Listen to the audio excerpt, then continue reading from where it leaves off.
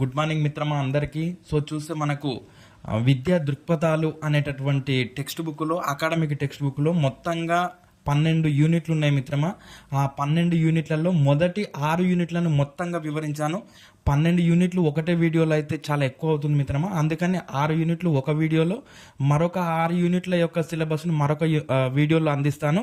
So చూస్తే మరి అసలు మనకు పర్స్పెక్టివ్ ఇన్ ఎడ్యుకేషన్ అంటే ఏంటి, అసలు ఎందుకు దీనిని మనకు పెట్టారు, ఈ సిలబస్ని, ఈ టెక్స్ట్ బుక్ని ఎందుకు చదవాలి మనం ఒక ఉపాధ్యాయుడిగా, కాబోయే ఉపాధ్యాయుడిగా అని అంటే ఒక్కసారి చూస్తే అసలు దృక్పథం అని అంటే ఏంటి అని అంటే ఆలోచన విధానం, ఏదైనా ఒక సమస్యను అర్థం చేసుకునేటటువంటి విధానం, ఏదైనా ఒక సందర్భాన్ని లేదా ఒక విషయాన్ని నువ్వు ఏ కోణంతో ఆలోచిస్తున్నావు, ఏ దృష్టితో ఆలోచిస్తున్నావు అనేటటువంటి విషయమే మనకు దృక్పథం అనేటటువంటి అంశం తెలియజేస్తుంది. మరి ఈ సిలబస్ను నువ్వు ఎందుకు చదవాలి కాబోయే ఉపాధ్యాయుడిగా అని అంటే, ఓ ఉపాధ్యాయుడా, ఓ కాబోయే ఉపాధ్యాయుడా, ఓ ఛాత్రోపాధ్యాయుడా, నీ దగ్గరికి నువ్వు రేపు కాబోయే టీచర్ అవుతున్నావు, నీ దగ్గరికి నీ తరగతి గదిలో సాధారణ పిల్లలు మరియు ప్రత్యేక అవసరాలు కలిగినటువంటి పిల్లలు, వివిధ సాంఘిక నేపథ్యాలు కలిగినటువంటి పిల్లలందరూ కూడా వస్తారు. వారితో నువ్వు ఎలా ఎదగాలి, ఎలా మెలగాలి అంటే ఆ పిల్లలందరికీ కూడా సమాన విద్యా అవకాశాలను నువ్వు ఎలా కల్పించాలి అంటే, ఇక్కడ మనకు సాధారణ పిల్లలు వస్తారు, ప్రత్యేక అవసరాలు కలిగినటువంటి పిల్లలు వస్తారు, అదేవిధంగా వివిధ సాంఘిక నేపథ్యాలు ఉన్నటువంటి పిల్లలు కూడా వస్తారు. వీళ్ళందరినీ కోఆర్డినేట్ చేస్తూ వాళ్ళందరికీ సమానంగా విద్యావకాశాలు కల్పించాలి, ఆ విధంగా నువ్వు తయారవ్వాలి అనేటటువంటి విషయాన్ని ఉపాధ్యాయుడికి చెప్పేందుకు ఉన్న సిలబసే మనకు పర్స్పెక్టివ్ ఇన్ ఎడ్యుకేషన్. మరి ఉదాహరణకు చూద్దాం, ఒక దృష్టి వైకల్యం ఉన్న పిల్లవాడు వచ్చాడు, నీ తరగతి గదిలో ఉన్నాడు, వాడిని తీసుకెళ్ళి నువ్వు వెనక కూర్చోబెట్టిన అనుకో, వానికి బోర్డు కనిపించక చాలా ఇబ్బంది ఎదుర్కొంటాడు. కాబట్టి అలా దృష్టి వైకల్యం ఉన్నటువంటి పిల్లవాడిని నువ్వు బోర్డు ముందరికి అంటే ముందు వరుసలో కూర్చోబెట్టాలన్నమాట. అదేవిధంగా కొంచెము డెఫ్ అంటే చెవులు వినిపించని పిల్లవాడు ఉన్నాడు, వాడిని నువ్వు తీసుకెళ్లి వెనకాల కూర్చోబెడితే వానికి ఏం వినిపించదు. సో అలాంటి పిల్లల్ని నువ్వు ముందు వరుసలో కూర్చోబెట్టి అందరికీ కూడా, అరే నాన్న ఈ అబ్బాయికి కొంచెం మీరు అందరు హెల్ప్ చేయండి, ఈ అబ్బాయి కొంచెం చదువులో వెనక ఉన్నాడు, కారణం ఇది అని వారిలో న్యూనతా భావాన్ని తగ్గిస్తూ వాడిని ముందుకు తీసుకువెళ్లే విధంగా, అంటే ప్రత్యేక అవసరాలు గల పిల్లలను సాధారణ పిల్లలతో పాటుగా ముందుకు తీసుకువెళ్ళాలి అని అంటే ప్రతి ఉపాధ్యాయుడికి కూడా ఈ సిలబస్ మీద అవగాహన ఉండాలి అనేటటువంటి ఉద్దేశంతో రూపొందించడం జరిగింది మనకి ఈ సిలబస్ మిత్రమా. పర్స్పెక్టివ్ ఇన్ ఎడ్యుకేషన్ అనేటటువంటి సమ్మిళిత విద్య అంటే ఎందుకు ఈ సిలబస్ అని అంటే ఎందుకు, రైట్. సో మరి మనం దానిలోకి వెళ్తే మనకు మొదటి యూనిట్గా విద్యా దృక్పథాలు అనేటటువంటి యూనిట్ ఇచ్చాడు మిత్రమా. ఈ యూనిట్లో మనము విద్య అంటే ఏంటి, అసలు విద్య అర్థం ఏంటి, విద్య యొక్క భావన ఏంటి, అదేవిధంగా విద్య పరిమిత విస్తృత అర్థాలు ఏంటి, విద్య పరిమిత అంటేనేమో ఓన్లీ 3Rs మాత్రమే నేర్చుకుంటే అది పరిమిత విద్యా లక్ష్యం అవుతుంది. విస్తృత అంటేనేమో విద్య అనేది విద్యార్థిని సర్వతోముఖాభివృద్ధిగా సాధించేదిగా ఉండాలని చెప్పేది విస్తృత అర్థంలో చూస్తాము. ఇలా మనకు విద్యలో, అదేవిధంగా విద్య పట్ల పాశ్చాత్య తత్వవేత్తల అభిప్రాయాలు ఏ విధంగా ఉన్నాయి, విద్యలో భారతీయ విద్యావేత్తలు మరియు తత్వవేత్తల అభిప్రాయాలు ఎలా ఉన్నాయి. ఒకటి గుర్తుపెట్టుకోండి మిత్రమా, తత్వవేత్తలందరూ కూడా విద్యావేత్తలు అవుతారు, కానీ విద్యావేత్తలందరూ కూడా తత్వవేత్తలు కాలేరు. ఇది విషయాన్ని గుర్తుపెట్టుకోండి మిత్రమా. అంటే చదువుకున్న ప్రతి ఒక్కరు కూడా తత్వవేత్తలు కాలేరు, కానీ తత్వవేత్తలందరూ కూడా విద్యావంతులు అవుతారు. ఇది చాలా డిఫరెంట్ ఉంటుంది మిత్రమా. మనము అది ఏంటి అనేది మనం చాప్టర్లో చూస్తాం, రైట్. తర్వాత విద్య యొక్క లక్షణాలు ఏంటి, అదేవిధంగా భారతదేశంలో స్వదేశీ ఎలిమెంటరీ విద్యా విధానం, ప్రాచీన కాలపు విద్య, వర్ణాశ్రమ ధర్మాలలో మనము బ్రాహ్మణులు, క్షత్రియులు, వైశ్యులు, శూద్రులు అని, అదేవిధంగా అతి శూద్రులు అని ఇక్కడ చదువుతాం. వేదకాలంలో విద్య ఏ విధంగా ఉంది, బౌద్ధ కాలంలో, జైన కాలంలో, ఇస్లాం కాలంలో, అదేవిధంగా 19వ శతాబ్దంలో స్వదేశీ ఎలిమెంటరీ విద్య ఎలా ఉంది అనేటటువంటిది చూసాం. అదేవిధంగా ఇదే యూనిట్లో మనకు రాజ్యాంగ సదుపాయాలు కల్పించాడు. రాజ్యాంగ సదుపాయాలలో విద్యాభివృద్ధి కోసం వేసినటువంటి కమిటీలు ఏంటి, కమిషన్లు ఏంటి. ఇక్కడ కమిటీకి కమిషన్లకు చాలా తేడా ఉంది మిత్రమా. కమిటీలు ఓన్లీ సూచనలు సలహాలు ఇస్తుంది, కమిషన్ సూచనలు ఇవ్వడమే కాదు, చర్యలు తీసుకోవడానికి కూడా దానికి ప్రత్యేకమైనటువంటి హక్కులు ఉంటాయి. కమిటీ వేరు, కమిషన్ వేరు. కమిటీకి కొన్ని పరిమిత ఆ, ఆ, అంటే సలహాలు సూచనలు ఇవ్వడానికి మాత్రమే, ఒక సమస్య పరిష్కారం కోసం మాత్రమే కమిటీని వేస్తారు. కమిషన్కు సమస్య పరిష్కారం కోసం ఉంటుంది, కానీ అది శాశ్వతంగా ఉంటుంది. ప్లస్ దీనికి చర్యలు తీసుకునేటటువంటి హక్కు కూడా ఉంటుంది. కమిటీ వేరు, కమిషన్ వేరు మిత్రమా. అదేవిధంగా మనకు స్వాతంత్ర పూర్వ కమిటీలు, స్వాతంత్ర అనంతర కమిటీలు, ఇది మనం ఒక వీడియోలో ఆల్రెడీ అందించాం. మరి ఇది మనకు మొదటి యూనిట్లో ఇచ్చినటువంటి అంశాలు మిత్రమా. విద్యా దృక్పథాలు అనేటటువంటి యూనిట్లో ఇంకో ఈ సిలబస్ అంతా ఇచ్చాడు. ఇది సింపుల్ మిత్రమా. మనం ఒక యూనిట్ను ఇలా ఫస్ట్ విభజన చేయగలగాలి మిత్రమా. ఇలా విభజన చేస్తే నువ్వు వాట్ ఈస్ వాట్, అసలు ఆ యూనిట్లో మనం ఏం చదవాలి అనేటటువంటి విషయం మీద నీకు మంచి అవగాహన వస్తుంది. రైట్. మరి చూస్తే సెకండ్ యూనిట్గా చూస్తే మనకు విద్యా ధ్యేయాలు ప్రక్రియలు అనేటటువంటి యూనిట్ ఉంది మిత్రమా. ఇందులో మనకు తత్వశాస్త్రం గురించి చదవాలి. తత్వశాస్త్రంలో 2 విభాగాలు కలవు, ఆస్తికవాదం, నాస్తికవాదం. ఆస్తికవాదం అంటే దేవుడు ఉన్నాడని, దేవుడు ఉనికిని స్వీకరించే వాళ్ళను మనము ఆస్తికవాదులు అని అంటాం. నాస్తికవాదులు అని అంటే దేవుడు లేడు అని చెప్పే వాళ్ళను మనము నాస్తికవాదులు అని అంటాం. మరి ఈ ఆస్తికవాదంలో మళ్ళీ 6 విభాగాలు కలవు. అదేంటి అని అంటే మీమాంస, వేదాంత, సాంఖ్య, యోగ, న్యాయ, వైశేషిక అనేటటువంటి విభాగాలు కలవు. మన నాస్తికవాదంలో కూడా ఈ వివిధ వాదాలు ఉన్నాయి. అదేంటి అని అంటే చార్వాకవాదము, జైనవాదము, తర్వాత బౌద్ధవాదము, తాత్వికవాదాలు అనేవి ఉన్నాయి. అంటే వీళ్ళు ఏంటి అని అంటే దేవుడి యొక్క ఉనికిని వివిధ రూపాలలో చెప్పారు. దేవుడు అనేది విగ్రహాలలో లేదు, నీ మనసులోనే ఉన్నాడు అని చెప్పేవి ఇవన్నీ కూడా నాస్తికవాదులు. కాబట్టి తర్వాత తత్వశాస్త్రం యొక్క శాఖలు ఆది భౌతిక, జ్ఞానమీమాంస, నీతి శాస్త్రము, ఆధ్యాత్మిక తత్వశాస్త్రము, తర్కశాస్త్రము, సౌందర్య శాస్త్రము, విలువల శాస్త్రము, రాజనీతి శాస్త్రం, మనసత్వ శాస్త్రం అనేది తత్వశాస్త్రంలో శాఖలుగా ఉన్నాయి. విద్య తాత్విక మూలాధారాలు అంటే విద్యను ఎక్కడి నుండి తీసుకొచ్చారు, విద్య అనేది ఎక్కడి నుండి ఉద్భవించింది అనేటటువంటి విషయాన్ని మనం ఇక్కడ చదువుతాం. తత్వశాస్త్రానికి విద్యకు ఉన్న సంబంధం చూస్తే మరి తత్వం అంటే ఏంటి అని అంటే లక్ష్యము. తత్వశాస్త్రం అనేది లక్ష్యాలను నిర్దేశిస్తుంది. తత్వశాస్త్రం నిర్దేశించినటువంటి లక్ష్యాలను చేరుకోవడానికి విద్య సాధనంగా తోడ్పడుతుంది. ఈ విధంగా విద్యకు మరియు తత్వశాస్త్రానికి ఉన్న సంబంధాన్ని చదువుతాం. అదేవిధంగా విద్య తాత్విక శాస్త్ర లక్షణాలు, అదేవిధంగా తత్వ విద్యను ప్రభావితం చేసేటటువంటి అంశాలన్నీ కూడా తత్వశాస్త్రానికి విద్యకు ఉన్న సంబంధంలో చదువుతాం. మరి తత్వశాస్త్రం యొక్క విద్యా లక్ష్యాలు ఏంటంటే, తత్వశాస్త్రము ఎట్లా ఉండాలి విద్యా లక్ష్యాలు. మనకు విద్యా లక్ష్యాలు అంటే ఆల్రెడీ తెలుసు. బోధించడం కంటే ముందు వేటినైతే ఆశిస్తున్నామో వాటిని విద్యా లక్ష్యాలు అని అంటాము. బోధించిన తర్వాత పిల్లవాడిలో వచ్చినటువంటి లక్ష్యాలను మనము బోధన లక్ష్యాలని అంటాం. అలా మరి మనకు తత్వశాస్త్రం యొక్క విద్యా లక్ష్యాలు ఎలా ఉండాలి, తత్వశాస్త్రం ప్రకారం పాఠ్యపుస్తకాలు ఎలా ఉండాలి, అదేవిధంగా బోధన పద్ధతులు ఎలా ఉండాలి, క్రమశిక్షణ అంటే ఎలా ఉండాలి, తత్వశాస్త్రం ప్రకారం ఉపాధ్యాయుడు ఎలా ఉండాలి, తత్వశాస్త్రం ప్రకారం పాఠశాల పరిపాలన విధానం ఎలా ఉండాలి అనేటటువంటి విషయాన్ని మనము విద్యా ధ్యేయాలు ప్రాకార్యాలు అనేటటువంటి యూనిట్లో భాగంగా చదువుతాం మిత్రమా. అదేవిధంగా మరి మనం చూస్తే ఇందులో విద్యా ధ్యేయాలు చూసాం. విద్యా ధ్యేయాల యొక్క ప్రాముఖ్యత ఏంటి? విద్యా ధ్యేయాలు మనకు 3 రకాలుగా ఇచ్చాడు. వైయక్తిక, సాంప్రదాయిక, సమకాలీన. విద్యా ధ్యేయాలలో వైయక్తిక అంటే ఏంటంటే ఒక వ్యక్తి తన వ్యక్తిగతంగా, వైయక్తిక అంటే వ్యక్తిగతం అని అర్థం, వైయక్తికంగా అంటే వ్యక్తిగతంగా అభివృద్ధి చెందడానికి ఏమేమి ధ్యేయాలు మనం విద్యకు కేటాయించాలని చూస్తే, జీవిత అవసరం కోసం విద్య, ప్రాకృతిక దృక్పథం కోసం విద్య, మనోవిజ్ఞాన శాస్త్ర దృక్పథంగా ఉండాలి, అదేవిధంగా ప్రగతిని సాధించే విధంగా ఉండాలి, ఆధ్యాత్మికతను పెంపొందించే విధంగా ఈ విద్యా ధ్యేయాలు అనేవి ఉండాలని చెప్పేది వైయక్తిక విద్యా ధ్యేయాలలో చెప్తారు. అదేవిధంగా సాంప్రదాయిక విద్యా ధ్యేయాలు ఏంటి అని అంటే జ్ఞానం, శీలం, వృత్తి, అదేవిధంగా సాంస్కృతిక వారసత్వం, విరామకాల సద్వినియోగము, ఆత్మ సాక్షాత్కారము, మానవత్వం అనేటటువంటి విషయాలన్నీ కూడా మనము సాంప్రదాయిక విద్యా ధ్యేయాలలో చూస్తాం. అసలు జ్ఞానం అంటే ఏంటి, శీలం అంటే ఏంటి, వృత్తి అంటే ఏంటి, సాంస్కృతిక వారసత్వం పట్ల ఎందుకు మనము చొరవ చూపించాలి అనేటటువంటి విషయాన్ని అంతా కూడా మనము సాంప్రదాయిక విద్యా ధ్యేయాలలో, అంటే మనకు తత్వశాస్త్రము విద్యా ధ్యేయాలను నెలకొల్పింది అనమాట, చూపెట్టింది. ఓ పాఠ్యపుస్తకాలారా, ఓ ఎన్సీఆర్టీ, ఓ ఎస్సీఆర్టీ, దీని ఆధారంగా మీరు పాఠ్యపుస్తకాలను రూపొందించండి అనేటటువంటి విషయాన్ని మనకు చెప్పింది. మరి చూస్తే సమకాలీన విద్యా ధ్యేయాలు చూస్తే ప్రజాస్వామ్యము, పౌరసత్వము, సంపూర్ణ మూర్తిమత్వము, జాతీయ సమైక్యత, అంతర్జాతీయ అవగాహన, ప్రపంచ శాంతి, ఇవన్నీ కూడా సమకాలీన విద్యా ధ్యేయాలలో చూస్తాం. ఇది విద్యా ధ్యేయాలు మనకు ప్రాముఖ్యత, విద్యా ధ్యేయాలలోని రకాలు. అదేవిధంగా తత్వశాస్త్రం యొక్క వాదాలు ఉన్నాయి. తత్వశాస్త్రంలో వాదాలు వచ్చేసి భావవాదం, ప్రకృతివాదము, వ్యవహారిక సత్తావాదం అనేది ఉంది. మరి భావవాదాన్ని ప్రతిపాదించింది ప్లేటో ప్రతిపాదించాడు. ఈ భావవాదాన్ని నమ్మిన వారు ఎవరు అంటే సోక్రటీస్, రవీంద్రనాథ్ ఠాగూర్, మహాత్మా గాంధీజీ, స్వామి వివేకానంద, తర్వాత సర్వేపల్లి రాధాకృష్ణన్ గారు, వీళ్ళందరూ కూడా భావవాదాన్ని నమ్మిన వారు. భావవాదాన్ని రూపొందించిన వారు మాత్రం ప్లేటో, నమ్మిన వారు వీళ్ళు. మరి వీళ్ళు ఏంటి అని అంటే భావవాదులు దేవుడు, ఆత్మ, పరమాత్మలకు ప్రాధాన్యం ఇస్తారు. దేవుడు ఉన్నాడు అనేటటువంటి విషయాన్ని వీళ్ళు ఆమోదిస్తారు భావవాదులు. మరి ఈ భావవాదుల ప్రకారం విద్యా లక్ష్యాలు ఎలా ఉండాలనే విషయాన్ని మనం చదవాలి. తర్వాత ప్రకృతివాదము, దీన్ని రూపొందించింది రూసో రూపొందించాడు. మరి దీన్ని నమ్మిన వారు ఎవరు అని అంటే దీన్ని బెకన్, అదేవిధంగా లామార్క్, డార్విన్, స్పెన్సర్, మాంటిసోరీ అనేటటువంటి వాళ్ళు దీన్ని ప్రకృతివాదాన్ని ఆమోదించారు.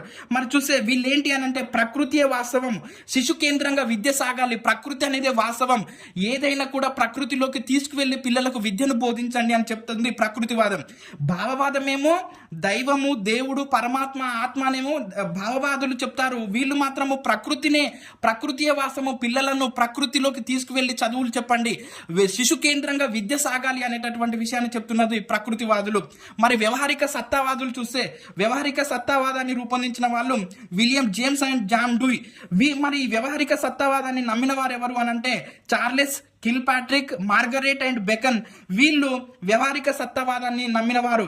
మరి వీళ్ళు ఏమంటారు అని అంటే శ్రమ ద్వారా విద్యను అందించండి, అంటే పిల్లలకు లర్నింగ్ బై డూయింగ్, పని చేయడం ద్వారా, కృత్యాలు చేయడం ద్వారా విద్యను అందిస్తే వాళ్ళకు చాలా కాలం గుర్తుంటుందని చెప్పేవాళ్ళు వ్యవహారిక సత్తావాదులు. మనకు వ్యవహారిక సత్తావాదం నుంచే ప్రాజెక్టు పద్ధతి, ప్రకల్పన పద్ధతిని తీసుకున్నారని చదువుతాం. అంటే పిల్లలకు శ్రమను కల్పించడం ద్వారా, వాళ్ళ చేత కృత్యాలు చేయించడం ద్వారా వాళ్ళకు బాగా గుర్తుంటుంది, చాలా కాలం ఉంటుందని చెప్పేటటువంటి వాదులు వ్యవహారిక సత్తావాదులు అనమాట. ఇది తత్వశాస్త్రం వాదాలలో మనం చదవాల్సినటువంటి అంశాలు. మరి అదేవిధంగా మరి స్వాతంత్ర భారతదేశంలో విద్యా లక్ష్యాలు ఎలా ఉన్నాయి, మరి మనకు అంతకంటే ముందేమో ఈ వాదాల ప్రకారం చూసుకున్నారు. అయితే నాయన ఈ వాదాల ప్రకారం చూసుకుంటే పిల్లలకి ఇబ్బంది అవుతుందని చెప్పేసి మళ్ళీ ఏం చేశారు అని అంటే మన భారతదేశానికి స్వాతంత్రం వచ్చిన తర్వాత విద్యా లక్ష్యాలను రూపొందించండి, అంటే సిలబస్ ఏ విధంగా ఉండాలి, సిలబస్ ఏ అంశాల చుట్టూ రూపొందించబడి ఉండాలి అనేటటువంటి విషయాన్ని చేయడం కోసం ఏం చేశారు అని అంటే మనకు 1952లో సెకండరీ విద్యా కమిషన్ లేదా మొదలియర్ విద్యా కమిషన్ యొక్క లక్ష్యాలను ఆధారంగా చూశారు. తర్వాత కొఠారి కమిషన్ విద్యా లక్ష్యాలను సూచించింది 1964-66. ఈశ్వరిభాయ్ పటేల్ కమిటీ 1977 ఇది మనకు విద్యా లక్ష్యాలను సూచించింది. తర్వాత 1978లో మాల్గం ఆదిశేషయ్య కమిటీ కొన్ని విద్యా లక్ష్యాలను కేటాయించింది. అదేవిధంగా 1986లో వచ్చినటువంటి నూతన విద్యా విధానము మనకు కొన్ని విద్యా లక్ష్యాలను సూచించింది. మనం ఆల్రెడీ చెప్పాం మిత్రమా, 1968లో ఒకటి, 86లో ఒకటి, 2020లో 3 మనకి ఇప్పటి వరకు ఎన్పీలు వచ్చాయి. ఆ విధంగా మనకు ఇవన్నీ కూడా ఏంటి అని అంటే పాఠ్య ప్రణాళిక వేటి చుట్టూ ఉండాలి, సిలబస్ అనేది ఏ అంశాల చుట్టూ నిర్మితమై ఉండాలి అనేటటువంటి విషయాన్ని మనకు ఇవన్నీ కూడా సూచించాయి. మొదలియర్, కొఠారి కమిషన్, అదేవిధంగా Ishwarbhai Patel committee, Malcolm Adiseshiah committee, నూతన విద్యా విధానం, ఇవన్నీ కూడా సిలబస్ ఏ విధంగా ఉండాలి అనేటటువంటి విషయాన్ని మనకు చెప్పాయి.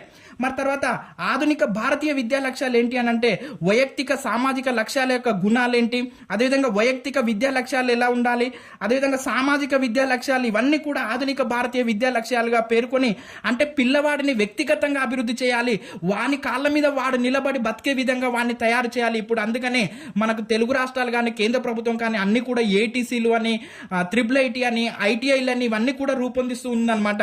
అంటే వాడు చదువు అయిపోయి బయటికి వచ్చేటప్పటికి వాని కాళ్ళ మీద వాడు జీవించాలి అనేటటువంటి విషయాన్ని మనకు దాని ఆధారంగా ముందుకు వెళ్తున్నాయి ప్రభుత్వాలు.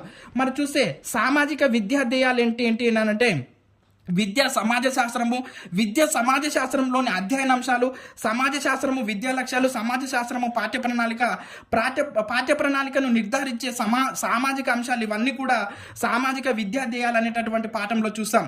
అదేవిధంగా కుటుంబ జీవనము విద్యా లక్ష్యాలు, ఉత్పాదకత విద్యా లక్ష్యాలు, పౌర జీవనం విద్యా లక్ష్యాలు, జాతీయ సమైక్యత విద్యా లక్ష్యాలు, సామ్యవాదము, లౌకికవాదము, సామాజిక పరివర్తన, ఆధునికీకరణ సాధనంగా విద్యా లక్ష్యాలు. అంటే ఒక్కటి గుర్తుపెట్టుకోండి మిత్రమా, ఈ కుటుంబ జీవనాన్ని కొనసాగించే విధంగా విద్యా లక్ష్యాలు ఉండాలి. ఉత్పాదకతను పెంపొందించే విధంగా, మెరుగుపరిచే విధంగా విద్యా లక్ష్యాలు అనేవి ఉండాలి. పౌర జీవనము సుభిక్షంగా సత్ప్రవర్తన కలిగి ఉండాలి అని అంటే దీని ఆధారంగా విద్యా లక్ష్యాలు రూపొందించబడాలి. జాతీయ సమైక్యతను పెంపొందించే విధంగా, పిల్లలకు మనమంతా ఒకటే అనే భావన పెంపొందించాలంటే దాని ఆధారంగా సిలబస్ను రూపొందించండి అని చెప్తుంది మనకు విద్యా సామాజిక శాస్త్రం అన్నమాట. అంటే దాని వెనకాల ఉన్న కోణాన్ని అర్థం చేసుకోవడానికి ప్రయత్నం చేయండి మిత్రమా. రైట్, మరి చూస్తే తర్వాత మనకు సాంఘీకరణ విద్యా లక్ష్యము, సంస్కృతి పరిరక్షణ విద్యా లక్ష్యాలు, అంతర్జాతీయ అవగాహన కోసం విద్యా లక్ష్యాలు ఉండాలి, జనాభా విద్యను అర్థం చేసుకునే విధంగా విద్యా లక్ష్యాలు ఉండాలి, విరామ కాలాన్ని సద్వినియోగం చేసుకునే విధంగా కంప్యూటర్ విద్యా లక్ష్యాలు ఉండాలి. అంటే ఇవన్నిటి ఆధారంగా మీరు రూపొందించేటటువంటి పాఠ్య పుస్తకాలలో సిలబస్ ఉండాలి. మనకు చూడండి, వీటన్నిటి ఆధారంగానే మనకు సిలబస్ ఉంది పాఠ్య పుస్తకాలల్లో. అలా ఇవేం చేసాయనంటే విద్యా లక్ష్యాలను నిర్దేశిస్తుంది. ఆ విద్యా లక్ష్యాలకు అనుకూలంగా సిలబస్ రూపొందించబడి ఉంటుంది. విద్యా ఉద్దేశాలపై ప్రభావం చూపే కారకాలు ఏంటి అనంటే మరి అంటే తత్వశాస్త్రము రూపొందించినటువంటి ఉద్దేశాలపై ప్రభావం చూపే కారకాలు ఏంటి అనంటే తాత్విక కారకాలు, సామాజిక కారకాలు, ఆర్థిక కారకాలు, రాజకీయ కారకాలు, సాంకేతిక శాస్త్ర కారకాలు, ఇవన్నీ కూడా విద్యా ఉద్దేశాలపై ప్రభావాన్ని చూపుతాయి. మరి ప్రాథమిక విద్యా లక్ష్యాలు ఏంటి అనంటే ప్రాథమిక విద్యా ప్రాముఖ్యత ఏంటి, ప్రాథమిక విద్యా లక్ష్యాలు ఎలా ఉండాలి, సెకండరీ విద్యా లక్ష్యాలు ఎలా ఉండాలి అనేటటువంటి విషయాన్ని మనము ఈ ప్రాథమిక విద్యా లక్ష్యాలలో చదువుతాం. నాయకత్వానికై విద్య ఉండాలి. అంటే పిల్లలలో లీడర్షిప్ క్వాలిటీస్ను పెంపొందించే విధంగా విద్యా ప్రణాళిక రూపొందించబడాలి. మరి ఎట్లా అనంటే ప్రజాస్వామ్య పౌరసత్వాన్ని అభివృద్ధి పరచడం, వృత్తి సామర్థ్యాన్ని మెరుగుపరచడం, మూర్తిమత్వాన్ని మెరుగుపరచడం అనేటటువంటి అంశాల ఆధారంగా నాయకత్వాన్ని పెంపొందించే విధంగా పిల్లలలో సిలబస్ను రూపొందించండి. పిల్లలకు అవసరమైనటువంటి సిలబస్ను రూపొందించండి. వాళ్ళలో నాయకత్వ లక్షణాలు రావాలి అనే విధంగా మనకు పాఠ్య ప్రణాళిక ఉండాలి అనేటటువంటి విషయాన్ని చెప్తా ఉన్నారు. అదేవిధంగా మరి విద్యా ప్రక్రియలు మనకు ఏకధ్రువ, ద్విధ్రువ, తర్వాత త్రిధ్రువ అనేటటువంటి ఉన్నాయి. ఏకధ్రువలో ఏంటి అంటే మిత్రమా, ఇక్కడ ఉపాధ్యాయుడే కేంద్రీకృతంగా ఉంటాడు. ఉపాధ్యాయుడు చెప్పింది మాత్రమే విద్యార్థి వినాలి. ఇదే ఏకధ్రువ అంటే. అంటే ఇక్కడ ఉపాధ్యాయుడు కేంద్రీకృతంగా ఉంటాడు, విద్యార్థిని కేంద్రీకృతంగా ఉంటాడు, విద్యార్థి నిష్క్రియాత్మకంగా ఉంటాడు, స్తబ్దంగా ఉంటాడు. అంటే ఉపాధ్యాయుడు చెప్పినటువంటి, గురువు చెప్పినటువంటి విషయాలు మాత్రమే వినాలి, అప్పచెప్పాలి. ఇంకా ఇక్కడ విద్యార్థికి ఇంకో పనే లేదు. దీన్నే మనం ఏకధ్రువ అని అంటాం. ఇక్కడ ద్విధ్రువను దీన్ని ప్రతిపాదించింది ఆడమ్స్ రూపొందించాడు ద్విధ్రువను. మరి దీని ప్రకారం ఏంటి అనంటే ఉపాధ్యాయుడికి విద్యార్థికి మధ్యన పరస్పర సంబంధం ఉంటుంది. ఉపాధ్యాయుడి యొక్క ఆచరణాత్మకత, ఆదర్శాలన్నీ కూడా విద్యార్థి యొక్క ప్రవర్తనపై ప్రభావాన్ని చూపుతాయని చెప్పే విధానమే మనకు ద్విధ్రువ విధానము. ఇక్కడ ఉపాధ్యాయుడు విద్యార్థికి మధ్యన పరస్పర సంబంధం ఉంటుందని చెప్పేది. ఇక్కడనేమో ఉపాధ్యాయుడు కేంద్రీకృతం, ఇక్కడనేమో ఉపాధ్యాయుడికి విద్యార్థికి మధ్యన పరస్పర సంబంధం ఉండాలి. వీళ్ళిద్దరి మధ్యన సంబంధం అనేది ఆరోగ్యంగా ఉంటేనే అక్కడ చదువు అనేది మంచిగా కొనసాగుతుంది అనేటటువంటి విషయాన్ని చెప్తుంది ద్విధ్రువ విధానం. దీన్ని రూపొందించింది ఆడమ్స్ రూపొందించాడు. అదేవిధంగా మరి త్రిధ్రువ విధానంలో ఎవరు తీసుకుంటాం అంటే ఉపాధ్యాయుడు, విద్యార్థి, సమాజాన్ని తీసుకుంటాం. ఉపాధ్యాయుడు, విద్యార్థి, సమాజం. ఉపాధ్యాయుడు, విద్యార్థి, సమాజం మూడింటి కలయికే మనకు త్రిధ్రువ విధానం. దీన్ని రూపకర్త ఎవరు అని అంటే ఆడమ్స్ అని రూపొందించాడు. ఈ త్రిధ్రువ విధానాన్ని బలపరిచింది ఎవరంటే జాన్ డూయ్ బలపరిచాడు. ఈ విధంగా మనకు త్రిధ్రువ విధానంలో ఉపాధ్యాయుడు, విద్యార్థి, సమాజం ఈ మూడు అంశాల కలయికే మనకు త్రిధ్రువ విధానము. అంటే పిల్లవాడిని ఉపాధ్యాయుడు ఎలా తయారు చేయాలి అని అంటే రేపు సమాజంలోకి వెళ్ళిన తర్వాత ఎలా ప్రవర్తించాలి, సమాజంలో ఎలా బతకగలగాలి, ఎలా మెలగాలి అనేటటువంటి విషయాలన్నిటిని కూడా సమాజాన్ని పాఠశాలలోకి తీసుకొస్తూ, విద్యార్థి దగ్గరికి తీసుకొస్తూ ఉపాధ్యాయుడు పాఠ్యాంశాలు బోధించాలి అనేటటువంటి విషయం చెప్పేది మనకు త్రిధ్రువ విధానం. ఇది మనకు విద్యా ప్రక్రియలలో ఏకధ్రువ, ద్విధ్రువ, త్రిధ్రువ. అదేవిధంగా విద్యా రూపాలు చూద్దాం. విద్యా రూపాలలో మనకు నియత, అనియత, యాదృచ్ఛిక విద్య. నియత అంటే ఏంటి అని అంటే మనకు వీటికి ఖచ్చితమైన అంటే రెగ్యులర్ స్కూల్స్ అన్ని కూడా, రెగ్యులర్ యూనివర్సిటీస్ ఇవన్నీ కూడా మనకేంటి అని అంటే ప్రైమరీ స్కూల్ నుంచి మొదలు పెడితే విశ్వవిద్యాలయ, యూనివర్సిటీ స్థాయి వరకు ఇవన్నీ కూడా నియత విద్యలో ఉంటాయి. అంటే వీటికి ఖచ్చితమైనటువంటి సిలబస్ ఉంటుంది, ఖచ్చితమైనటువంటి కాలనిర్ణయ పట్టికలు ఉంటాయి, ఖచ్చితమైనటువంటి సిలబస్ ఉంటుంది అనమాట. ఇవి మనకు నియత విద్యను అందిస్తాయి, రెగ్యులర్ స్కూల్స్ అనమాట. మన అనియత అంటే ఏంటి అని అంటే వీటికి ఇవి ఓపెన్ స్కూల్స్, వీటిని దూర విద్యా కేంద్రాలు అని అంటాం. ఎవరైతే చదువుకోలేకపోయారో, అయ్యో ఇప్పుడు చదువుకుంటే బాగా బాగుండు అనేటటువంటి విషయాన్ని ఆధారంగా చేసుకొని రూపొందించబడినయే అనియత విద్యా విధాన కేంద్రాలు. వీటికి ఉదాహరణకు మనం దూర విద్య కేంద్రాలు అంటే ఓపెన్ యూనివర్సిటీస్, ఓపెన్ స్కూల్స్ ఇవన్నీ వచ్చాయి ఇప్పుడు. అవన్నీ కూడా అనియత విద్యా విధానానికి తీసుకుంటాం. మరి యాదృచ్ఛిక లేదా దీన్ని ఆకస్మిక లేదా సంఘటనాత్మక విద్య అని అంటాం. అంటే జీవితంలో సంభవించేటటువంటి అకస్మాత్తుగా సంభవించేటటువంటి సంఘటనల ఆధారంగా నేర్చుకుంటే దానిని మనం యాదృచ్ఛిక విద్య అని అంటాం. ఉదాహరణకు ఒక పిల్లవాడు ఉన్నాడు మిత్రమా, వాడు వెళ్ళి వెలుగుతున్నటువంటి ఒక కొవ్వొత్తిని పట్టుకున్నాడు, అది కాలింది అంటే ఇంకొకసారి మళ్ళీ పట్టుకుంటాడా? పట్టుకోలేడు. ఎందుకు? అది కాలుతుంది అని తెలుసు. అలా జీవితంలో జరిగేటటువంటి సంఘటనల ఆధారంగా నేర్చుకుంటే దాన్ని మనము యాదృచ్ఛిక విద్య లేదా ఆకస్మిక విద్య లేదా దాన్ని సంఘటనాత్మక విద్య అని అంటాం. మరి ఇది విద్యా రూపాలలో నియత, అనియత, యాదృచ్ఛిక. తర్వాత విద్య వర్గీకరణలో ప్రత్యక్ష విద్య, పరోక్ష విద్య, అదేవిధంగా సాధారణ విద్య, ప్రత్యేక విద్య, తర్వాత వైయక్తిక విద్య, సామూహిక విద్య, ఇలా మనకు విద్య వర్గీకరణ ఇచ్చాడు. ప్రత్యక్ష విద్యలో అంటే ఉపాధ్యాయుడు విద్యార్థి ముఖాముఖిగా ఉండి నేర్చుకుంటారు. పరోక్ష విద్యలో అభ్యాసకుడు తన అభిరుచికి అనుగుణంగా ఉండేటటువంటి విద్యను అభ్యసిస్తాడు. అదేవిధంగా సాధారణ విద్యలో ఎస్ఎస్సి, ఇంటర్, డిగ్రీ ఇది సాధారణ విద్య. ప్రత్యేక విద్య అని అంటే పిల్లవాడికి ఏ అంశంలో అయితే ఇష్టం ఉంటుందో అంటే వీటిని మనము వొకేషనల్ కోర్సెస్ అని అంటాం. అభిరుచులు, వైఖరుల ఆధారంగా వాడు ముందుకు వెళ్తే నాకు ఇష్టం ఉన్నదే నేను చదువుకుంటూ ముందుకు వెళ్తాను అనుకుంటే అది ప్రత్యేక విద్య అవుతుంది. అదేవిధంగా వైయక్తిక విద్య అని అంటే ఒక పిల్లవాడి యొక్క శక్తి సామర్థ్యాలను గుర్తించి వాడిలో ఏ అంశంలో బాగా రాణించగలుగుతున్నాడు పిల్లవాడని గుర్తించి ఆ అంశానికి ఆధారంగా ముందుకు పంపిస్తే దాన్ని మనము వైయక్తిక విద్య అని. సామూహిక విద్య అంటే అందరికీ ఒకే విధంగా బోధన చేసే మనం సామూహిక విద్య అని అంటాం. ఈ విధంగా విద్య వర్గీకరణ ఇచ్చాడు, విద్యా రూపాలు, విద్యా ప్రక్రియలు.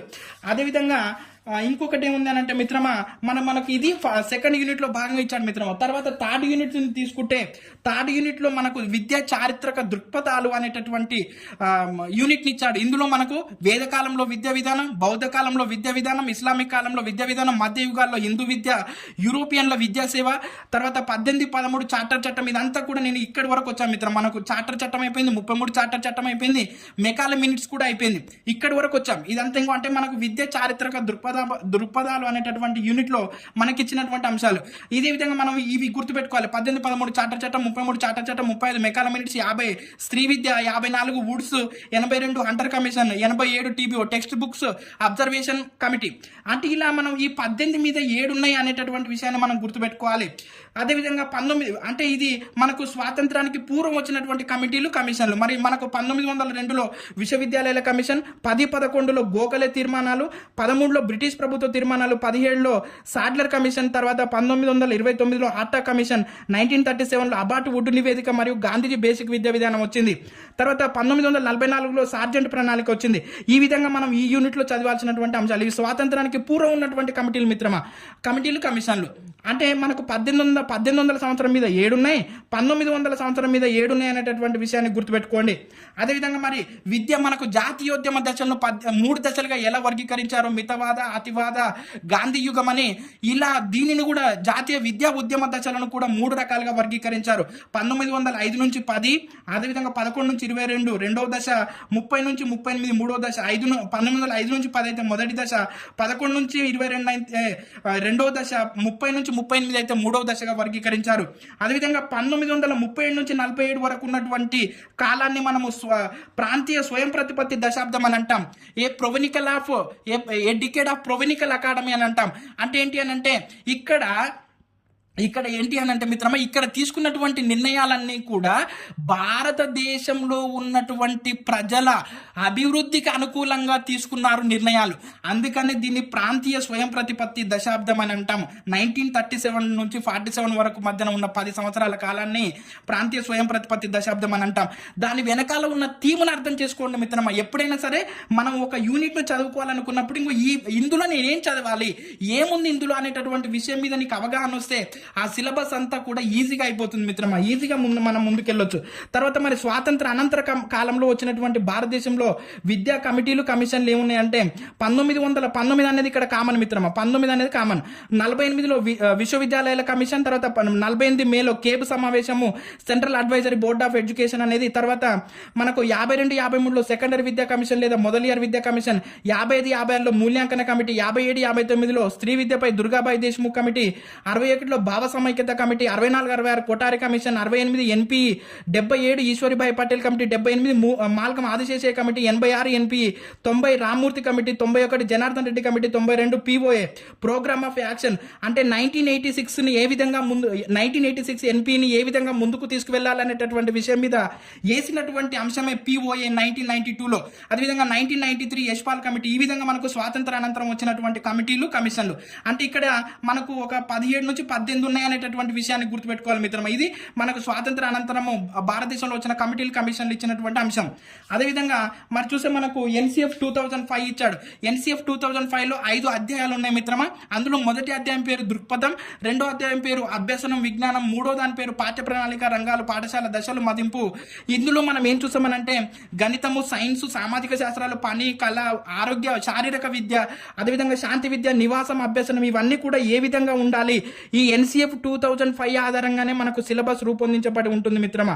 అదేవిధంగా 4వ అధ్యాయం వచ్చేసి పాఠశాల తరగతి గది పరిసరం, 5వది వచ్చేసి వ్యవస్థాత్మక సంస్కరణలు అనేటటువంటి అధ్యాయాలు ఉన్నాయి. మొత్తంగా 5 అధ్యాయాలు కలవు. దృక్పథం, అభ్యసనం విజ్ఞానం, పాఠ్య ప్రణాళిక రంగాలు పాఠశాల దశలు మదింపు ఇది 3వది కాగా 4వది పాఠశాల తరగతి గది పరిసరము వ్యవస్థాత్మక సంస్కరణలు. మనకి ఎన్సిఎఫ్ 2005 ఒక యూనిట్ గా ఉంది మిత్రమా. ఇదంతా కూడా నేను ఆల్రెడీ రాశాను. దీన్ని మీకు ఎన్సిఎఫ్ 2005 బాగా అడుగుతున్నాను మిత్రమా. ఇది మీకు వీడియోలో అందిస్తాను. రైట్. తర్వాత చూస్తే మరి మనకు 4th యూనిట్ గా ఉపాధ్యాయుల సాధికారత అనేది ఉంది. మరి ఉపాధ్యాయుల సాధికారత ఏంటి అంటే మిత్రమా, అసలు సాధికారత అంటే ఏంటి అనేది చూద్దాం. సాధికారత అంటే ఏంటి అని అంటే వాళ్ళలో ఉన్నటువంటి సామర్థ్యాలను మెరుగుపరచడం. సాధికారతను మనం ఎంపవర్మెంట్ అంటాం. అంటే ఉపాధ్యాయుడిలో ఉన్నటువంటి సామర్థ్యాలు ఏవైతే ఉన్నాయో వాటన్నిటినీ మెరుగుపరిస్తే రేపు వాళ్ళు పిల్లలను జాగ్రత్తగా తీర్చిదిద్దుతారు అనేటటువంటి విషయాన్ని దృష్టిలో పెట్టుకొని ఉపాధ్యాయుల సాధికారత అనేటటువంటి యూనిట్ని ఇచ్చాడు మిత్రమా. ఈ యూనిట్లో ఉపాధ్యాయుడిలో దాగి ఉన్నటువంటి సామర్థ్యాలను, బోధనా నైపుణ్యాలను, అదేవిధంగా అతనిలో ఉన్నటువంటి అన్ని అంశాలలో ఉపాధ్యాయుడిని తీర్చిదిద్దితే, ఎందుకంటే ఉపాధ్యాయులే రేపు రాబోయే తరాన్ని పౌరులను తీర్చిదిద్దుతారు కాబట్టి. అంటే మనకు కొటారి కమిషన్ చెప్తుంది దేశ భవిష్యత్తు తరగతి గదుల్లో రూపుదిద్దుకుంటుంది అని. అంటే మరి అలాంటి భవిష్యత్తును, అలాంటి పౌరులను తయారు చేయాలి అని అంటే ఫస్ట్ ఉపాధ్యాయుడి నడవడి మంచిగా ఉండాలి, ఉపాధ్యాయుడు ఆదర్శవంతంగా ఆచరణాత్మకంగా ఉండాలి, మాటల్లో చెప్పిన దాన్ని చేతల్లో చేసి చూపించాలి. ఆ విధంగా ఉపాధ్యాయుల్లో ప్రేరణ కలిగిస్తూ వాళ్ళకు పురస్కారాలు ఇస్తూ ఉద్యోగ భద్రత, ఆరోగ్య భద్రత, పిఎఫ్, డిఏ ఇవన్నీ కూడా మనము ఇస్తే ఉపాధ్యాయులు చాలా చాకచక్యంగా పనిచేస్తూ వాళ్ళు పిల్లలను బాగా నైపుణ్యాలు కలిగినటువంటి వాళ్ళుగా తయారు చేస్తారనేటటువంటి కోణంలో ఉపాధ్యాయుడిని ఏ విధంగా మనము మోల్డ్ చేయాలి, రూపాంతరం చెందించాలి, ఆధునిక ఆలోచనలు అనుగుణంగా అనేటటువంటి విషయాన్ని దృష్టిలో పెట్టుకొని ఈ యూనిట్ని ఇవ్వడం జరిగింది మిత్రమా. అంటే ఈ యూనిట్లో నువ్వు ఉపాధ్యాయుడిని ఏ విధంగా మెరుగుపరచాలి, ఉపాధ్యాయుల్లో ఉన్న నైపుణ్యాలను ఏ విధంగా మెరుగుపరచాలి అనేటటువంటి విషయాన్ని నువ్వు ఈ యూనిట్లో చదువుతావు అనేటటువంటి విషయాన్ని నువ్వు అర్థం చేసుకోవాలి. మరి సాధికారత అంటే ఏంటి అని అంటే సామర్థ్యాలను మెరుగుపరచడం, ఉపాధ్యాయుల సాధికారతను ప్రభావితం చేసే అంశాలు, రూపచిత్రం అంటే ఆ ఉపాధ్యాయుడు తయారయ్యే వచ్చేటటువంటి విధానము, అదేవిధంగా ఆ ఉపాధ్యాయుడికి లభించిన వృత్తిపూర్వ శిక్షణ, విద్యా ప్రణాళికలు, మౌలిక లక్ష్యాలు, విద్యార్థుల సాధన మూల్యాంకనం ఇవన్నీ కూడా ఉపాధ్యాయుడి యొక్క సాధికారతను ప్రభావితం చేస్తాయి. ఆ ఉపాధ్యాయుడికి రూపచిత్రం అంటే ఆ ఉపాధ్యాయుడి యొక్క డ్రెస్సింగ్ స్టైల్ ఎలా ఉంది, హెయిర్ స్టైల్ ఎలా ఉంది, అతని చదువు విధానం ఎలా ఉంది, అతనికి డిఎడ్లో కానీ బిఎడ్లో కానీ ఆ ఉపాధ్యాయుడికి ఏ విధమైన శిక్షణ లభించింది అనేటటువంటి విషయాన్ని అంతా ఇవన్నీ కూడా ఉపాధ్యాయుడి యొక్క నైపుణ్యాలను, సాధికారతను ప్రభావితం చేస్తాయనే విషయాన్ని మనకు చెప్తా ఉన్నాడు మిత్రమా. రైట్. మరి ఉపాధ్యాయుల సాధికారత స్థాయిలు ఇచ్చాడు. ఉపాధ్యాయుల స్థాయి, పాఠశాల స్థాయి, సాంస్కృతిక వనరుల శిక్షణ కేంద్రంలో ఉపాధ్యాయుల సాధికారత స్థాయిలు అనేవి ఏ విధంగా ప్రభావితం అవుతాయి అనేటటువంటి విషయాన్ని ఇచ్చాడు. అదేవిధంగా విద్యా లక్ష్యాల సాధనకు ఉద్దేశించినటువంటి పథకాలు ఏంటి అని అంటే మరి కార్యక్రమం అంటే మనకు ప్రభుత్వాలు విద్యా లక్ష్యాల సాధన కోసం కొన్ని కార్యక్రమాలను, పథకాలను రూపొందించాయి.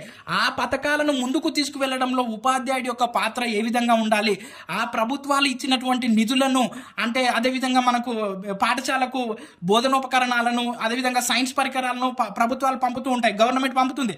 ఆ గవర్నమెంట్ పంపినటువంటి విషయాలన్నింటిని కూడా, అంశాలన్నింటిని కూడా ఉపాధ్యాయుడు ఏ విధంగా వినియోగించుకోవాలి అనేటటువంటి విషయాన్ని మనకు చెప్పాడు మిత్రమా. ఓబీబీ అని, ఎపెప్ అని, డిపెప్ అని, అదేవిధంగా ఎస్ఎస్సిఏ, ఏపీఎస్హెచ్పి, సిసిఆర్టీ. ఓబీబీ అంటే ఆపరేషన్ బ్లాక్ బోర్డు, ఎపెప్ అంటే ఆంధ్రప్రదేశ్ ప్రైమరీ ఎడ్యుకేషన్ ప్రాజెక్ట్, డిపెప్ అంటే district district primary education programme, అదేవిధంగా Sarva Shiksha Abhiyan, Andhra Pradesh school health project, తర్వాత సిసిఆర్టీ అని అంటే centre for cultural resource and training అనేటటువంటి విషయాన్ని మనం ఇక్కడ అంటే ఈ విషయాలన్నీ కూడా ఉపాధ్యాయులు ఏ విధంగా సాధికారతను పెంపొందిస్తాయి అనేటటువంటి విషయాన్ని చెప్తాయి ఇవి.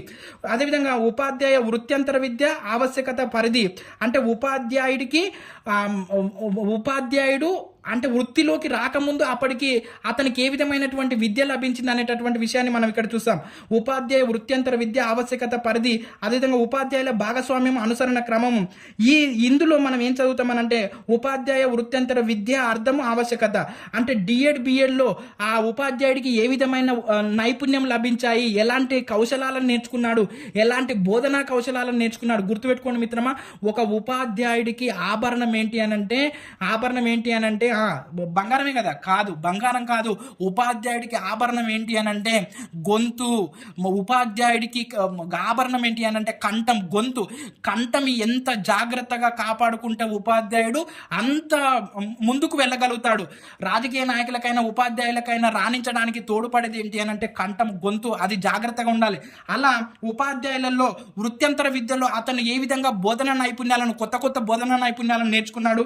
వృత్యంతర ఉపాధ్యాయ విద్య పరిధి, వృత్యంతర విద్య ఉపాధ్యాయుల భాగస్వామ్యము. మనకివి వృత్యంతర విద్యలో అంటే వృత్యంతర తర్వాత ఉద్యోగం వచ్చిన తర్వాత మరి అతనిలో ఉన్నటువంటి నైపుణ్యాలను పెంపొందించడానికి తోడ్పడినటువంటి అంశాలు ఏంటి అని అంటే MRC, diet, SCERT, ఎస్ఐఈటీ, NCERT, CCRT, NCT ఇవన్నీ కూడా ఏం చేస్తున్నాయి అని అంటే మనకు ఆ వృత్యంతర అంటే ఉపాధ్యాయుడికి ఉద్యోగం వచ్చిన తర్వాత అతనిలో ఉన్నటువంటి నైపుణ్యాలను అన్నింటినీ కూడా పెంపొందించడానికి ఇవన్నీ తోడ్పడుతున్నాయి. ఎంఆర్సి కానీ, మండల్ రిసోర్స్ సెంటర్ కానీ, district institute of education training కానీ, state council of education research and training కానీ ఇవన్నీ కూడా ఉపాధ్యాయుడిలో నైపుణ్యాలను పెంపొందించడానికి తోడ్పడుతున్నాయి అనేటటువంటి విషయాన్ని చెప్తా ఉన్నాడు. అదేవిధంగా మరి మనకు చూసే వృత్యంతర శిక్షణ పొందిన అనంతర చర్యలు అంటే మనకిప్పుడు ఉపాధ్యాయులకు ఏం చేస్తారని అంటే తీసుకెళ్లి మనకు ట్రైనింగ్ ఇస్తారు. జిల్లా స్థాయిలో డైట్లలోనూ ఎక్కడ కూర్చోబెట్టి ట్రైనింగ్ ఇస్తారు. ఆ ట్రైనింగ్ లో నేర్చుకున్న దాన్ని ఎలా ఉపయోగించాలి తరగతి గదికి వచ్చిన తర్వాత, పాఠశాలకు వచ్చిన తర్వాత అంటే సహోపాధ్యాయులతో చర్చించాలి. మార్గదర్శకులకు మన మార్గదర్శకులకు దగ్గరగా ఉండి నేర్చుకోవాలి. అదేవిధంగా కార్యశిబిరాలు నిర్వహించాలి. అంటే నీకు ట్రైనింగ్ లో నేర్పించినటువంటి విషయాలను పాఠశాలకు వచ్చిన తర్వాత వీళ్ళందరికీ కూడా నేర్పించాలి. మరి అదేవిధంగా గుణాత్మక విద్యను ఉపాధ్యాయులలో పెంపొందించడానికి కృషి చేస్తున్నటువంటి సంస్థలు. అసలు గుణాత్మక విద్య అంటే ఏంటి అని అంటే ప్రవర్తనలో మార్పును తేవడానికి, ఉపాధ్యాయుల యొక్క ప్రవర్తనలో గుణాలలో మార్పులు తేవడానికి తోడ్పడుతున్నటువంటి సంస్థలు ఏంటి అని అంటే మనకు ఎన్సిటిఈ, ఎన్సిఆర్టీ, సిఐఈటి, సిఐఎఫ్ఎల్ దీన్నే మనం ఇప్పుడు ఇఫ్లు అని చదువుతున్నాం.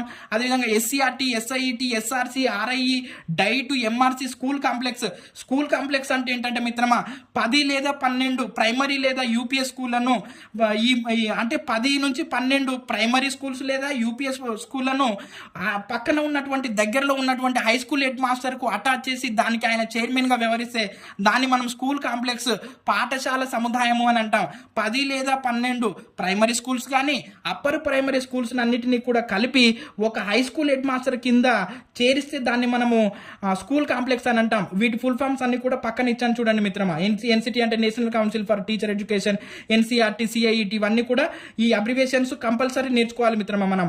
అదేవిధంగా సామర్థ్యాల ప్రాతిపాదికగా ఉన్న ఉపాధ్యాయ రంగాలు, విషయ సంబంధ సామర్థ్యంలో అంటే సామర్థ్యాల ప్రాతిపాదికగా ఉపాధ్యాయుడి యొక్క సామర్థ్యాలు ఇందులో బాగా ఉండాలని చెప్తున్నారు చూడండి.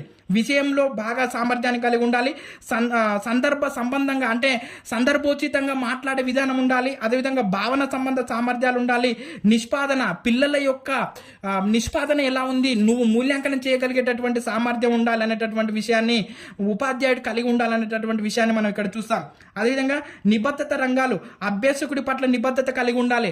అంటే నువ్వు పిల్లవాడి పట్ల చాలా ఖచ్చితమైనటువంటి నిబద్ధతను కలిగి ఉండాలి. సమాజం పట్ల నిబద్ధత ఉండాలి. వృత్తి పట్ల, ఉన్నత ప్రమాణాల సాధన పట్ల, మౌలిక విలువల పట్ల నువ్వు నిబద్ధతను కలిగి ఉండాలి. ఓ ఉపాధ్యాయుడా, నీవు నిబద్ధత కలిగి ఉంటేనే నిన్ను చూసి సమాజం నేర్చుకుంటుంది, పిల్లలు నేర్చుకుంటారు. కాబట్టి నీవు ఈ అన్ని విషయాలలో నిబద్ధత కలిగి ఉండడానికి ప్రయత్నం చేయాలి అనేటటువంటి విషయాన్ని మనకు నిబద్ధత రంగాలలో పేర్కొన్నాడు. మరి చూస్తే ఆచరణ రంగాలు తరగతి స్థాయిలో ఆచరణ, పాఠశాల స్థాయిలో ఆచరణ, పాఠశాల వెలుపల ఆచరణ, తల్లిదండ్రులతో ఆచరించడం, అదేవిధంగా సమాజంతో ఎలా ఆచరించాలి అంటే ఉపాధ్యాయుడికి ఇవన్నీ చెప్తున్నాయి అనమాట. చూడండి, తరగతిలో నువ్వు ఎలా ఆచరించాలి, పాఠశాలలో ఎలా ఆచరించాలి, పాఠశాల వెలుపల నువ్వు ఎలా ఆచరించాలి, తల్లిదండ్రులతో ఎలా ఆచరించాలి, సమాజంతో ఎలా నడవాలి అనేటటువంటి విషయాన్ని ఇవన్నీ కూడా చదివితే మనకు ఉపాధ్యాయుడు ఏ విధంగా సమాజంలో ఉండాలి అనే విషయాలు అర్థమవుతాయి మిత్రమా. ఉపాధ్యాయుల వృత్తి ప్రవర్తన నియమావళి అనేటటువంటి ఒక అంశాన్ని ఇచ్చాడు మిత్రమా. దీనికి వృత్తికి ఉండవలసినటువంటి లక్షణాలు, ఉపాధ్యాయ వృత్తికి ఉండవలసినటువంటి లక్షణాలు, అదేవిధంగా ఉపాధ్యాయ వృత్తి ప్రవర్తన నియమావళి పీఠికను కూడా ఇచ్చాడు. మనకు భారత రాజ్యాంగానికి పీఠిక ఎలా ఉంటుందో ఉపాధ్యాయ వృత్తి ప్రవర్తన నియమావళి పీఠిక అనేటటువంటి అంశాన్ని కూడా ఇచ్చాడు. మరి ఉపాధ్యాయుల సంబంధాలు తల్లిదండ్రులతో, సమాజంతో, సహోపాధ్యాయులు మరియు వృత్తి సంఘాలు, అదేవిధంగా ఉపాధ్యాయ సంఘాలతో, విద్యార్థులతో, నిర్వహణ అధికారులతో, యాజమాన్యంతో ఉపాధ్యాయుడు ఎలా మెలగాలి, ఉపాధ్యాయుడు మెలిగేటటువంటి విధానమే అతడి మూర్తిమత్వం మీద డిపెండ్ అయి ఉంటుంది, అతని ప్రవర్తన శైలి మీద డిపెండ్ అయి ఉంటుంది. వీళ్ళందరితో మెలిగే విధానాన్ని ఉపాధ్యాయుడు నేర్చుకోవాలి, ఉపాధ్యాయుడు తెలుసుకోవాలి అనేటటువంటి విషయాన్ని మనకు ఉపాధ్యాయుల సంబంధాలలో చూస్తాం. అదేవిధంగా మరి ఉపాధ్యాయుల ప్రేరణ చూస్తే ఉపాధ్యాయులలో ప్రేరణ కలిగించడానికి మనకు రెండు కారకాలు ఉంటాయి, అంతర్గత, బహిర్గత. అంటే మనకు ప్రేరణలో మనం 3 రకాల ప్రేరణ చూసాం. ప్రేరణ అంటే ఏంటి మిత్రమా? చదవడానికి లేదా చెప్పడానికి, పిల్లలను మోటివేట్ చేయడం. ఆ విధంగా ఉపాధ్యాయుడిలో ప్రేరణ కలిగించడానికి మనకు అంతర్గత కారకాలు, బహిర్గత కారకాలు అంటే వాళ్లకు పురస్కారాలు ఇవ్వడం, ఉత్తమ ఉపాధ్యాయులుగా గుర్తించడం, అంటే వాళ్లకు ఉద్యోగ భద్రతను, ఆరోగ్య భద్రతను కల్పిస్తే వాళ్ళు వాళ్ళ వృత్తిలో ముందుకు రావడానికి ప్రయత్నం చేస్తారనే విషయాన్ని మనం ఇక్కడ చదువుతాం. మరి మనకు ఏంటి అని అంటే యూనిట్ 4లో భాగంగా చదివినటువంటి అంశాలు మిత్రమా. యూనిట్ 5లో చూస్తే సమ్మిళిత విద్య భావన.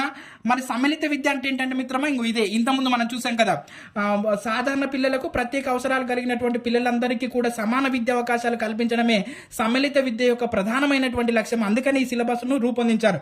మరి ఇందులో సాంప్రదాయ నమూనా, వైద్య నమూనా, సామాజిక నమూనా అనేటటువంటి నమూనాలు ఉన్నాయి. అదేవిధంగా సమ్మిళిత విద్య ఆవశ్యకత, సమ్మిళిత విద్య నిర్వచనాలు, ప్రపంచ సదస్సు నివేదిక ఏమని నిర్వచనం ఇచ్చింది, యునెస్కో ఏమని నిర్వచనం ఇచ్చింది, సిఎస్ఐ ఏ విధంగా నిర్వచనాలు ఇచ్చింది సమ్మిళిత విద్యకు అనే విషయాన్ని మనం చూసాం. సమ్మిళిత విద్య అపోహాలు, నిజాలు. సమ్మిళిత విద్య పట్ల ఉన్న అపోహాలేంటి, అపనమ్మకాలేంటి, నిజాలేంటి అనేటటువంటి విషయాలను మనకి ఇక్కడ చెప్పింది మిత్రమా. నీట్గా చెప్పారు అందులో. తర్వాత వైకల్యంలోని రకాలు, మానసిక వైకల్యం, శ్రవణ వైకల్యం, దృష్టి వైకల్యం, శారీరక వైకల్యం, అభ్యసన వైకల్యం, మెదడు నాడి సంబంధ వైకల్యాలు ఇచ్చాడు మిత్రమా. ఇన్ని ఇచ్చినటువంటి ఇందులో మనకు ఒక మానసిక వైకల్యం గురించి వివరించారు. అసలు మానసిక వైకల్యం ఏంటి, మానసిక వైకల్యం గురించి పర్సన్స్ విత్ డిజబిలిటీ యాక్ట్ 1995 ఏం చెప్తుంది, అదేవిధంగా మానసిక వైకల్యం యొక్క లక్షణాలు ఏంటి, మానసిక వైకల్యం యొక్క వర్గీకరణ రకాలు ఇచ్చాడు. అదేవిధంగా ఈ మానసిక వైకల్యాన్ని తొలి దశలో ఎలా గుర్తించాలి, మెదడు సంబంధ వైకల్యాలు, మైక్రోసెఫాలి, మ్యాక్రోసెఫాలి, హైడ్రోసెఫాలిస్, మానసిక వైకల్యాన్ని అంచనా వేయాలి, ఏ విధంగా అంచనా వేస్తావు అనేటటువంటి, అంటే ఇన్ని వైకల్యాలు ఇచ్చినటువంటి పేర్కొన్నటువంటి టెక్స్ట్ బుక్లో కేవలం మానసిక వైకల్యం గురించే వివరించాడు. రైట్. తర్వాత చూస్తే మరి మనకు మానసిక వైకల్యంలో రకాలు ఉన్నాయి. డౌన్ సిండ్రోమ్, ఫినైల్ క్విటోనూరియా, అదేవిధంగా క్రెటినిజం, క్రేనియల్ అనమానిస్లో మైక్రోసెఫాలి, మ్యాక్రోసెఫాలి, హైడ్రోసెఫాలిస్ అనేటటువంటి రకాలు ఉన్నాయి. సమ్మిళిత విద్య తరగతి గది నిర్వహణ, మానసిక సాంఘిక నిర్వహణ, తల్లిదండ్రులు గుర్తుంచుకోవాల్సినటువంటి విషయాలు, అంటే ప్రత్యేక అవసరాలు కలిగినటువంటి పిల్లలను ఒక ఉపాధ్యాయుడిగా నువ్వు ఎలా తీర్చిదిద్దుతావు అనేటటువంటి విషయాన్ని మనం ఇందులో చూస్తాం మిత్రమా. అంటే చూడండి, మనకు 5th యూనిట్లో సమ్మిళిత విద్య అనేటటువంటి విధానంలో ప్రత్యేక అవసరాలు కలిగినటువంటి పిల్లలతో ఒక ఉపాధ్యాయుడు ఎలా వ్యవహరించాలనేటటువంటి విషయాన్ని అంతా కూడా మనకు సమ్మిళిత విద్యలో 5th యూనిట్లో పెట్టాడు. మరి మనకు 6th యూనిట్ చూస్తే పర్యావరణ విద్య ఉంది. ఈ పర్యావరణ విద్య అంటే ఏంటంటే మిత్రమా, మనకు మానవుడికి మరియు అతని చుట్టూ ఉన్నటువంటి పంచభూతాలతో ఉన్నటువంటి అవినాభావ సంబంధాన్ని మనం పర్యావరణం అని అంటాం. మరి పర్యావరణ విద్య అంటే ఏమిటి, పర్యావరణము సహజ వనరులు ఏంటి, ఆ సహజ వనరులలో మనకు ఏమేమి ఉన్నాయంటే పర్యావరణంలో ఏమేమి ఉన్నాయంటే వాతావరణం, జలవర్ణం, శిలావర్ణం, జీవావర్ణం ఉన్నాయి. పర్యావరణం కాలుష్యం రకాలేంటి, వాయు కాలుష్యం, నీటి కాలుష్యం, భూమి కాలుష్యం. ఈ కాలుష్యాలను ఎలా అరికట్టాలి, ఒక ఉపాధ్యాయుడు పిల్లలలో ఏ విధమైన భావనలు పెంపొందించాలి కాలుష్యం పట్ల. పిల్లలు మీరు ఎక్కువగా సైకిల్ ఉపయోగించండి, అంటే ప్రజా సౌకర్యాలలో అంటే బస్సులలో, ట్రైన్లలో ఎక్కువగా ప్రయాణించండి, వ్యక్తిగత వాహనాలను వాడకండి అనేటటువంటి అవగాహనను పెంపొందించాలి ఉపాధ్యాయుడు అనేటటువంటి కోణంలో ఈ సిలబస్ను రూపొందించడం జరిగింది. మరి అదేవిధంగా పర్యావరణం యొక్క ప్రాముఖ్యత ఏంటి, పర్యావరణ విద్య ఆవశ్యకత దాని ఇంపార్టెన్స్ ఏంటి, పర్యావరణ విద్య పాఠ్య ప్రణాళిక ఏ విధంగా ఉండాలి, పర్యావరణ విద్య యొక్క లక్ష్యాలు ఏంటి, పర్యావరణ విద్య ఆవశ్యకత ప్రత్యేక చర్యలు, అభివృద్ధికి పెరుగుదలకు మధ్య తేడాలు, అభివృద్ధి వేరు పెరుగుదల వేరు, అదేవిధంగా పర్యావరణ విద్య విలువలు, పర్యావరణం పట్ల విలువలను పెంపొందించడం, పర్యావరణ పరిరక్షణలో ఉపాధ్యాయుల పాత్ర, పాఠశాల పాత్ర, స్వచ్ఛంద సంస్థల పాత్ర, విద్యార్థుల పాత్ర ఏ విధంగా ఉంది అనేటటువంటి విషయాన్ని ఇక్కడ చదువుతాం. అదేవిధంగా పర్యావరణ పరిరక్షణ కోసం అంతర్జాతీయ స్వచ్ఛంద సంస్థలు కొన్ని ఉన్నాయి, జాతీయ స్వచ్ఛంద సంస్థలు కొన్ని ఉన్నాయి మిత్రమా. ఇవన్నీ కూడా మనకు వివరించాడు. ఇది మనకు 6 యూనిట్ల వరకు ఉన్నటువంటి సిలబస్ మిత్రమా. అంటే నువ్వు మనకు మొత్తంగా సమ్మిళిత విద్య అనేటటువంటి టెక్స్ట్ బుక్ లో మొత్తంగా 12 యూనిట్లు ఉన్నాయి మిత్రమా. ఆ 12 యూనిట్లలో మొదటి 6 యూనిట్లలో ఉన్నటువంటి సమాచారాన్ని అంతా కూడా నేను ఇక్కడ ఇంకో విద్యా దృక్పథాలు, విద్యా ధ్యేయాలు, ప్రాకర్యాలు, విద్యా చారిత్రక దృక్పథాలు, ఉపాధ్యాయుల సాధికారత, సమ్మిళిత విద్య, పర్యావరణ విద్య వరకు వచ్చాను మిత్రమా. ఇంకొక 6 యూనిట్లు వివరిస్తే మీకు ఈ అంటే పిఐ అనే సిలబస్ మొత్తం కూడా కంప్లీట్ అయిపోయినట్టే మిత్రమా. ఈ విధంగా నేను అకాడమిక్ టెక్స్ట్ బుక్ను ఆధారంగా చేసుకొని వీడియోలను రూపొందిస్తున్నాను మిత్రమా. మిమ్మల్ని నేను కోరుకునేది ఒక్కటే, మన వీడియోను ఖచ్చితంగా లైక్ చేయండి, షేర్ చేయండి మిత్రమా. మీరు మర్చిపోకుండా మన వీడియోను లైక్ చేస్తేనే అది ఇంకొకరికి చేరుతుంది మిత్రమా. ఖచ్చితంగా మీరు మన వీడియోను లైక్ చేయాలని నేను కోరుకుంటున్నా మిత్రమా. మీ మిత్రుడు శివ.